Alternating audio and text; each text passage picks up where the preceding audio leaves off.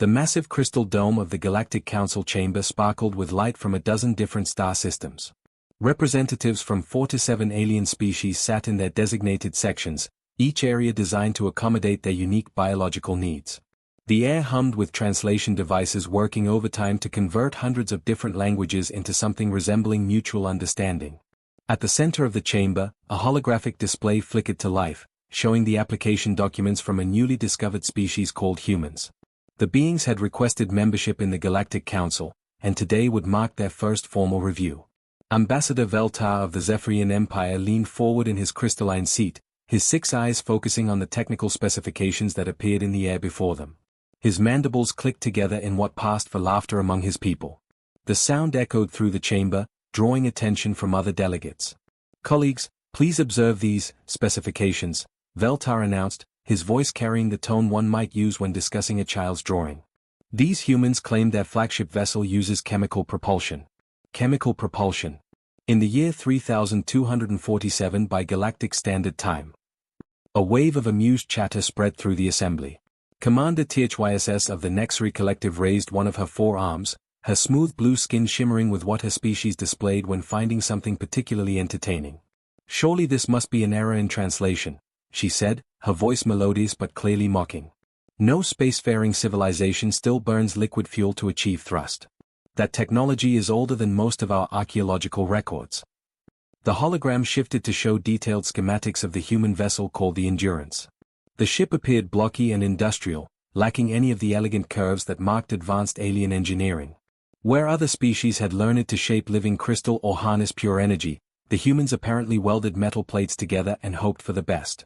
Dr. Zenth of the Scientific Coalition adjusted his multiple optical sensors to examine the weapon systems more closely. "Look at these armaments," he wheezed through his breathing apparatus. "Kinetic projectiles. They are literally throwing metal slugs at their enemies.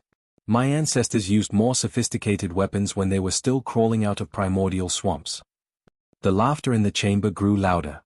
Even the normally reserved delegates from the peaceful harmony worlds couldn't suppress their amusement. The idea that any species could reach interstellar capability while still relying on such primitive methods seemed impossible to believe. Admiral Crix of the Vorthan fleet leaned back in his floating command chair, his tentacles swaying with mirth. "My military analysis shows their defensive systems rely on simple armor plating. Actual metal armor. When energy shields have been standard technology for over 2,000 years. One focused plasma burst would cut through their hull like it was made of tissue paper." The display showed more technical details that only increased the alien amusement. The human fusion reactors appeared crude and inefficient compared to the quantum cores that powered modern alien vessels. Their navigation systems used mechanical computers when most species had moved to living neural networks centuries ago. Even their life support systems seemed needlessly complex, relying on air recycling rather than direct atmospheric manipulation. "Perhaps," suggested Counselor Ithra of the Diplomatic Corps, her voice dripping with condescension, "we should consider this a learning opportunity. These humans clearly need our guidance to achieve proper technological development. Think of them as eager students." The suggestion was met with approving nods throughout the chamber. Several delegates began discussing which of their technologies might be most appropriate to share with such primitive beings. The general consensus seemed to be that humans would need decades of careful instruction before they could hope to operate truly advanced equipment. Ambassador Veltar called for attention again.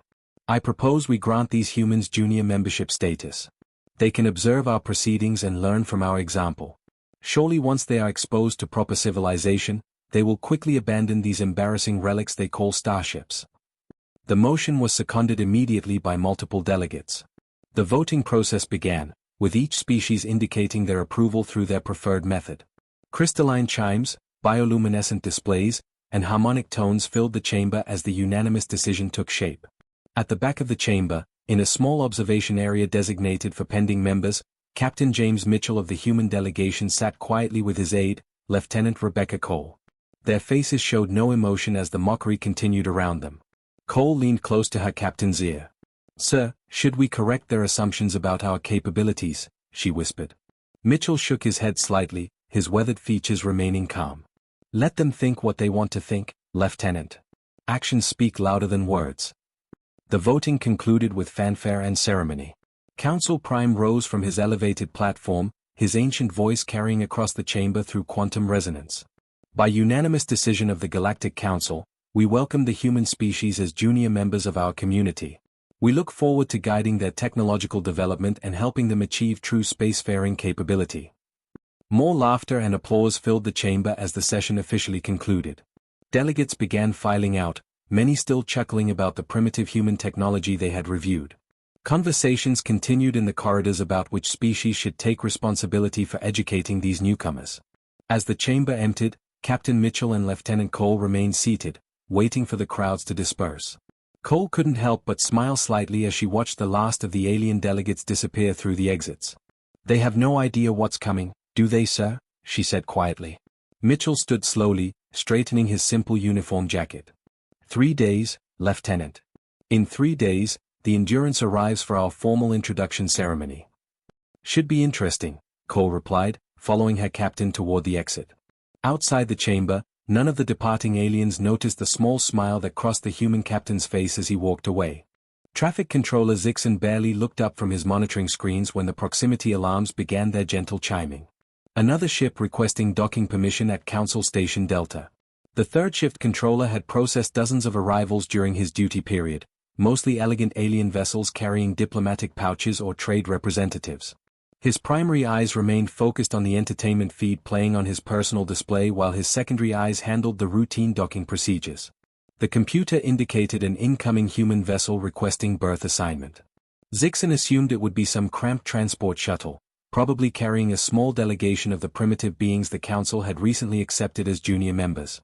"Incoming human vessel, you are cleared for Docking Bay 7, he transmitted without looking at the actual sensor readings. Docking Bay 7 was reserved for smaller ships, and Zixon figured these humans wouldn't need much space. The response came back immediately in accented but clear galactic standard. "Control tower, this is the Endurance requesting docking clearance. Bay 7 appears insufficient for our requirements." Zixon sighed and finally looked at his sensor displays. The numbers on his screen made him blink several times in confusion. According to the readings, the approaching human ship measured over 2 kilometers in length and massed more than a Nexri battlecruiser. That couldn't be right. He ran a diagnostic on his equipment. "Human vessel, please confirm your dimensions. My sensors indicate impossible readings." "Control tower, the Endurance is 2.3 kilometers long, 800 meters wide, and requires a Class 5 docking facility. We are transmitting our technical specifications now." The data stream hit Zixon's computer like a flood. The controller's mandibles dropped open as the true size of the incoming ship became clear. This wasn't some small diplomatic transport. This was a massive starship that dwarfed most of the vessels currently docked at the station. Across the station, other beings began to take notice. Commander THYSS of the Nexri delegation was enjoying her evening meal when her aide rushed into her quarters with a datapad clutched in her forearms. "Commander, you need to see this," the aide said breathlessly. "The human ship is arriving." THYSS glanced at the pad dismissively. "Yes, I assumed they would send some sort of transport eventually. What of it?" It's bigger than our flagship." The Nexri commander's elegant features shifted into an expression of disbelief. She snatched the datapad and studied the readings carefully. The numbers seemed wrong, but multiple sensor arrays confirmed the same impossible facts. The human vessel approaching Council Station Delta was enormous. Minutes later, dozens of alien beings crowded against the observation windows of the station's main deck. What they saw emerging from hyperspace left them speechless. The Endurance appeared like a mountain made of metal and engines. Where alien ships featured smooth curves and elegant designs based on natural forms, the human vessel looked like it had been built by engineers who cared nothing for beauty and everything for function. Its hull was dark gray metal covered in thick armor plating. Massive weapon turrets dotted its surface like mechanical forests. But it wasn't just the size that made the watching aliens uncomfortable. The ship bore scars. Deep gouges in the armor told stories of battles fought and survived. Scorch marks from energy weapons created patterns across the hull like war paint. This wasn't some parade vessel built for show. This was a warship that had seen real combat. Ambassador Veltar arrived at the observation deck just as the Endurance began its docking approach. His 6 eyes widened as he took in the massive human vessel. "This cannot be their flagship," he muttered to himself. "This must be some sort of cargo hauler or industrial platform." The docking procedure began with mechanical precision that surprised everyone watching. The human ship maneuvered with the fluid grace of something much smaller. Every movement was calculated and exact. The massive vessel slid into the station's largest docking bay as if its captain had performed this exact maneuver thousands of times before. Dr. Zenth of the Scientific Coalition pressed his optical sensors against the observation window, trying to analyze the human ship's construction. "Look at those weapon emplacements," he whispered to his colleagues. "They are positioned for maximum coverage. Every angle of approach is defended." The ship's engines shut down with a deep, resonant hum that seemed to vibrate through the entire station. Several alien engineers noted with growing concern that their sophisticated sensors couldn't penetrate the human vessel's hull. Whatever materials the humans used for construction, they blocked most forms of scanning. The docking clamps engaged with heavy mechanical sounds that echoed through the station corridors. The Endurance settled into its berth like a sleeping giant, its bulk casting shadows over the smaller alien vessels nearby. Then the airlocks opened. Captain James Mitchell emerged first, followed by his senior staff. The humans looked remarkably ordinary compared to the exotic appearances of the various alien species watching them. No additional limbs, no unusual skin colors, no obvious biological adaptations for space travel. They appeared to be simple bipedal beings wearing practical uniforms. But something in their bearing made even the most arrogant alien observer step back slightly. Every human officer moved with quiet confidence. Their eyes constantly scanned their surroundings with professional assessment. These weren't nervous newcomers awed by alien technology. These were veterans who had seen things and survived them. Admiral Thomas Blake, Mitchell's superior officer, stepped onto the station deck and surveyed the assembled alien dignitaries with calm interest. His handshake was firm when offered, his smile polite but not servile. When Ambassador Veltar began his prepared welcome speech about guiding humanity's technological development, Blake simply nodded and said, "We appreciate your hospitality." Behind them, more humans emerged from the Endurance. Engineers, security personnel, diplomatic staff. All of them carried themselves with the same quiet competence. None of them seemed impressed by the alien technology surrounding them. As the initial greetings concluded, the massive human ship continued to dominate the docking bay. Its presence had transformed the entire atmosphere of Council Station Delta. What had begun as a routine diplomatic arrival had become something much more significant. The aliens' comfortable assumptions about human primitiveness were beginning to crack. The grand amphitheater of the Galactic Council buzzed with quiet conversation as representatives from 47 species took their assigned seats. The curved walls sparkled with translated text in dozens of languages, while floating platforms adjusted their positions to accommodate the various biological needs of the assembled delegates. Captain James Mitchell walked steadily toward the central platform, his simple dress uniform a stark contrast to the elaborate ceremonial garments worn by alien diplomats around him. His boots clicked against the polished floor with measured steps that echoed through the vast chamber. Behind him, Lieutenant Rebecca Cole carried a standard data pad, nothing more advanced than what any human officer might use for routine paperwork. The lighting dimmed slightly as Mitchell reached the speaking platform. Holographic displays activated around the chamber, ready to project whatever information the human captain chose to share. Ambassador Veltar leaned forward in his crystalline seat, his 6 eyes focusing on the human with patronizing interest. "Captain Mitchell," Veltar began, his voice carrying the tone of an adult speaking to a child, "we are most curious about your vessel's unique design philosophy. The Endurance appears to use remarkably traditional approaches to space travel." A few quiet chuckles rippled through the assembled delegates. Commander THYSS of the Nexary Collective adjusted her position on her floating platform, her 4 arms folded in an expression of polite condescension. Mitchell's weathered face remained neutral as he activated his data pad. The Endurance has served humanity well throughout her operational history. She represents proven technology that has never failed us when we needed it most. Dr. Zenth of the Scientific Coalition raised one of his mechanical appendages. "Captain, surely now that you have access to our advanced systems, you will want to upgrade your propulsion methods? Chemical rockets are terribly inefficient compared to quantum displacement drives." "Our current systems work reliably in all conditions," Mitchell replied simply. "We have found that simple, robust engineering often outperforms complex alternatives in challenging situations." The alien delegates exchanged amused glances. Commander THYSS spoke up, her melodious voice carrying clear amusement. "But Captain, your kinetic weapons systems are so primitive. Surely you understand that energy-based weaponry is far superior? Our plasma cannons can cut through most materials with ease." Mitchell nodded politely. "We have tested our systems against various defensive measures. Kinetic projectiles remain highly effective, particularly against energy shield configurations." Admiral Crix of the Vorthan fleet couldn't suppress a laugh. Captain, with respect, one focused energy burst from any modern warship would penetrate your armor plating without difficulty. Metal armor went out of fashion centuries ago. Perhaps, Mitchell said quietly, then paused.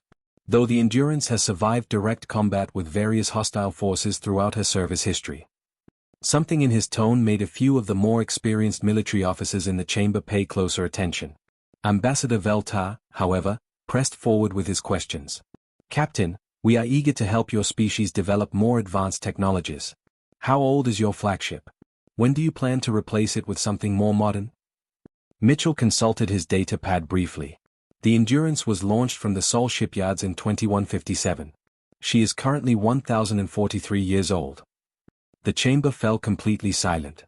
The gentle hum of translation devices seemed unnaturally loud in the sudden quiet. Commander THYSS rose slowly from her platform, her elegant features showing confusion. Did you say, 1,000 years old? She asked carefully. Lieutenant Cole stepped forward slightly. 1,043 years, to be precise. She was part of humanity's first deep space exploration fleet. The implications hit the alien delegates like a physical blow. Admiral Thomas Blake, who had been standing quietly at the edge of the speaking area, moved forward with his hands clasped behind his back. The Endurance has seen action in the Proxima Centauri conflicts, Blake said in a matter-of-fact tone. She participated in the asteroid belt mining wars. She was present during the long-journey colonization missions to the Outer Rim territories. Murmurs of disbelief began spreading through the assembly. If this ancient human ship possessed such formidable capabilities, what did their current technology look like?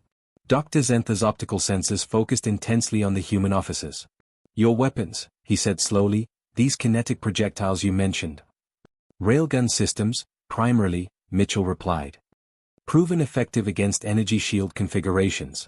The projectiles maintained their momentum regardless of defensive countermeasures. And your armor plating? Asked Admiral Crix, his earlier amusement completely gone. Ablative composite materials. Designed to absorb and disperse energy attacks while maintaining structural integrity. Each impact makes the armor stronger by redistributing stress patterns. Commander THYSS sat down heavily on her platform. But the ship looked so industrial. So crude. Blake's expression softened slightly. Form follows function, Commander. The Endurance was built to survive, not to impress. Every system has multiple backups. Every component can be repaired with basic tools. Elegance is secondary to reliability. The chamber remained quiet as the aliens processed this information. Their sophisticated sensors that couldn't penetrate the human hull suddenly made sense. Their energy weapons that had failed to damage the ship during demonstration weren't encountering primitive technology, they were meeting engineering solutions refined over a millennium of practical use. Ambassador Veltar's voice was barely above a whisper. If the Endurance is over 1,000 years old, what do your current ships look like? Mitchell and Blake exchanged a brief glance. Blake stepped forward slightly. The Endurance is a museum piece by our current standards. We keep her operational out of respect for history and tradition. She has been retrofitted several times, Mitchell added. But our modern vessels reflect continuous technological development over 10 centuries of space travel. The silence that followed was profound. 4 to 7 alien species sat in stunned quiet as they realized their comfortable assumptions about human primitiveness had been completely wrong. The beings they had planned to guide and educate had been quietly perfecting interstellar travel for longer than most alien civilizations had possessed space flight. The mockery of 3 days ago seemed like a distant, embarrassing memory. The private chambers behind the council amphitheater filled with urgent whispers and frantic activity as the alien delegates processed what they had just learned. Emergency meetings convened in soundproof rooms while intelligence officers scrambled to retrieve reports that had been dismissed as impossible exaggerations just days before. Commander THYSS paced back and forth in her assigned quarters, her forearms gesturing wildly as she spoke to her military advisors through quantum communication links. The elegant Nexari commander's usual composure had completely cracked. Run the combat simulation again, she ordered, her melodious voice tight with stress. Compare our flagship's weapons against that human vessel's armor specifications. The holographic display in her room showed the results in stark detail. The Nexari Collective's most advanced plasma cannons, capable of melting through crystalline armor like butter, barely scratched the surface of the human ship's ablative plating. Each energy burst was absorbed and dispersed across the hull, actually strengthening the armor's molecular structure through controlled heat distribution. This cannot be correct, HYSS muttered, studying the data. Our weapons are the most advanced in known space. How can thousand-year-old human technology resist them so easily? Her chief weapons engineer appeared on the communication display, his blue features showing deep concern. Commander, I believe we have fundamentally misunderstood human engineering philosophy. While we focused on creating more powerful energy weapons, they developed materials specifically designed to defeat energy weapons. Meanwhile, in the Zephyrian Empire's diplomatic suite, Ambassador Veltar huddled with General Krix over a collection of intelligence reports that had been gathering dust in their archives. The documents painted a picture that should have been impossible to miss, yet somehow had gone unnoticed for decades. Look at these colony reports, General Krix said, his mandibles clicking nervously as he pointed to stellar cartographic displays. Humans have established successful settlements in systems we declared completely uninhabitable. This world here has gravity 3 times galactic standard. This one has an atmosphere so toxic it would kill most known species within minutes. Veltar studied the data with growing alarm. How did our intelligence services classify these reports? Filed under impossible claims and translation errors, Krix replied grimly. We assumed no species could survive in such conditions, so we dismissed the reports as mistakes. The stellar maps showed the true scope of human expansion across the galaxy. While other species had claimed the most hospitable worlds, humans had quietly colonized the places everyone else considered worthless. Radiation-soaked systems near dying stars. Planets with crushing atmospheric pressure. Moons orbiting gas giants with magnetic fields that scrambled most electronics. Dr. Zenth of the Scientific Coalition sat alone in his laboratory, reviewing sensor data from the Endurance with growing fascination and dread. His most sophisticated scanning equipment had failed to penetrate the human ship's hull, something that should have been impossible with primitive metal construction. Computer, analyze the hull composition samples from the docking procedure, he commanded. The results appeared on his screens in cascading displays of molecular diagrams. The human armor wasn't simple metal plating at all. It was a complex composite of materials that had been refined and improved over centuries of practical testing. Each layer served multiple purposes: radiation shielding, impact resistance, energy dispersion, and structural support, all built into a single integrated system. Remarkable, Zenth whispered to himself. They didn't just build armor. They built a comprehensive defensive system disguised as simple metal plating. In the military planning rooms, Admiral Krix of the Vorthan Fleet reviewed combat reports with his senior staff. The documents told stories that had seemed like propaganda or outright lies when first received. Human vessels surviving encounters with space pirates that had destroyed entire alien battle groups. Human colonies thriving in systems where alien expeditions had vanished without trace. This incident report from the Kepler Nebula, Admiral Krix said, pointing to a specific document. A single human vessel engaged 3 Raider-class destroyers and emerged victorious. We assumed this was exaggerated boasting. His intelligence chief, a veteran of dozens of space battles, studied the report carefully. Sir, if their weapons are as effective as they claim, kinetic projectiles at relativistic speeds would indeed penetrate most energy shields. The physics are sound, even if the technology seems primitive. The most disturbing revelations came from the human cultural attaché, Dr. Sarah Peterson, during what was supposed to be a casual dinner with senior council members. The conversation had started with polite questions about human history and quickly evolved into something much more unsettling. Dr. Peterson asked Counselor Ithra of the Diplomatic Corps, "How long has your species been engaged in interstellar travel?" "Continuously for about 1200 years, Peterson replied while calmly cutting her food. "Though our first successful interstellar missions date back nearly 13 centuries. The alien diplomats exchanged nervous glances. Most of their species had achieved spaceflight only within the last few centuries. Ambassador Veltar cleared his throat. And during this time, have humans encountered other spacefaring species? "Oh yes," Peterson said cheerfully. "We've had contact with 17 different species before joining the Council. Some encounters were peaceful. Others were not." "Not peaceful," pressed General Krix. Peterson's expression grew more serious. 3 species attempted to invade human territory. 2 others tried to enslave our colonies. We defended ourselves successfully in each case. The silence that followed was profound. Admiral Blake, who had been quietly listening to the conversation, finally spoke. "The Endurance participated in most of those conflicts," he said simply. She's been refitted and upgraded many times, but her basic design has proven remarkably durable. When pressed about humanity's current military capabilities, Blake smiled politely and said, "The Endurance is a museum piece by our current standards. We keep her operational out of historical respect." The alien delegates realized with growing horror that they had completely misjudged humanity. The species they had planned to guide and educate had been quietly building one of the most experienced and capable interstellar civilizations in the galaxy. And they had never felt the need to boast about it.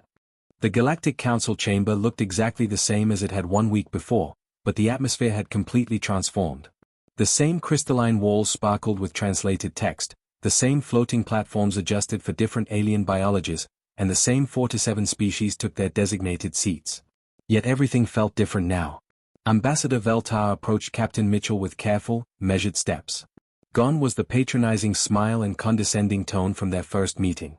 In its place was genuine diplomatic respect mixed with barely concealed nervousness.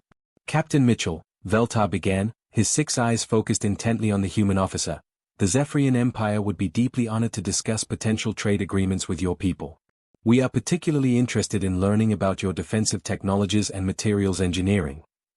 Mitchell nodded politely, his weathered face showing no trace of satisfaction at the complete reversal in alien attitudes. "We would be happy to discuss mutually beneficial arrangements, Ambassador. Our engineers are always interested in sharing knowledge with allies." Commander THYSS glided forward on her floating platform, her 4 arms positioned in what her species considered a formal gesture of respect. "The Nexary Collective wishes to propose a comprehensive cultural and technological exchange program. Perhaps our scientists could collaborate with your researchers to better understand the principles behind your engineering philosophies." "That sounds very promising," replied Admiral Blake, who had joined the diplomatic gathering. "We believe that different approaches to problem solving can benefit everyone involved." Dr. Zenth of the Scientific Coalition practically vibrated with excitement as he approached the human delegation. His multiple optical senses focused intently on Admiral Blake as he spoke. "Admiral, if I may ask, would it be possible for our research teams to study some of your older technologies? We are fascinated by the durability and effectiveness of systems we initially thought were primitive." Blake smiled genuinely at the alien scientist's enthusiasm. "Dr. Zenth, we would be delighted to share our engineering history with your people. Understanding different approaches to the same problems has always been valuable for advancing knowledge." The formal ceremony began as Council Prime rose from his elevated platform. The ancient being's quantum-resonant voice carried easily through the chamber, but his words bore none of the condescending charity that had marked the previous week's proceedings. "Representatives of the Galactic Council," Council Prime announced, "we gather today not to welcome junior members seeking guidance, but to formally recognize master engineers whose patience, methodical advancement, and practical wisdom have created one of our galaxy's most formidable civilizations." Through the massive viewports surrounding the chamber, the Endurance dominated the view. The ancient human vessel's battle-scarred hull no longer looked crude or primitive to the watching aliens. Instead, it had become a symbol of endurance, practical engineering, and quiet competence that had survived over a millennium of challenges. Admiral Crix of the Vorthan Fleet studied the human ship through the viewport with professional admiration. "Captain Mitchell," he said quietly, "I owe you an apology. When I first saw your vessel, I saw only what appeared to be outdated technology. I failed to recognize the wisdom of proven, reliable systems." "No apology necessary, Admiral," Mitchell replied. "Appearances can be deceiving. We have learned that functionality often matters more than elegance when survival is at stake." The ceremonies continued with species after species approaching the human delegation to propose various forms of cooperation. The Harmony Worlds wanted to establish cultural exchange programs. The Scientific Coalition requested access to human engineering archives. Even the proud Nexary Collective, whose energy-based technology represented the pinnacle of alien achievement, sought partnerships with human materials scientists. Commander Lisa Grant, Admiral Blake's aide, observed the proceedings with quiet satisfaction. She leaned close to Lieutenant Cole and whispered, "Quite a change from last week's laughter, isn't it?" Cole nodded, watching as yet another alien diplomat approached their delegation with requests for cooperation. The Admiral was right. Actions really do speak louder than words. As the formal proceedings wound down, Captain Mitchell stepped forward to address the assembled council. His simple uniform and straightforward manner stood in sharp contrast to the elaborate ceremonial displays surrounding him, but his presence commanded absolute attention. Fellow beings of the Galactic Council, Mitchell began, his voice carrying clearly through the chamber's acoustic systems, humanity appreciates this welcome into your community. We look forward to sharing knowledge, learning from each other's experiences, and working together to explore the vast universe that surrounds us all. He paused, looking around the chamber at the alien faces watching him intently. The Endurance will remain here as our permanent embassy vessel. Ambassador Elizabeth Harper will serve as our primary representative to the Council, supported by a full diplomatic and technical staff. Admiral Blake stepped forward to add, "We believe that diversity of approach strengthens us all. Human engineering has always focused on reliability and adaptability, but we have much to learn from species who have chosen different paths to the same goals." As the ceremony concluded, the human delegation prepared to transfer their operations to the Endurance's permanent diplomatic facilities. The massive vessel had been reconfigured to serve as both embassy and demonstration of human capabilities, its ancient hull housing some of the most advanced technology in known space. Ambassador Veltar watched through the viewport as human technicians began extending communication arrays from the Endurance's hull. "Council Prime," he said quietly to the ancient being, "how did we miss this? How did an entire civilization develop such capabilities without our notice?" Council Prime's resonant voice carried a note of what might have been amusement. "Perhaps, Ambassador, because they felt no need to announce their achievements to the galaxy. Sometimes the most dangerous opponents are those who never felt the need to boast about their strength." The Endurance settled into its permanent berth like a sleeping giant, its presence forever changing the dynamics of Council Station Delta. The ancient human vessel stood as living proof that patience, practical engineering, and quiet competence could achieve more than flashy displays of advanced technology.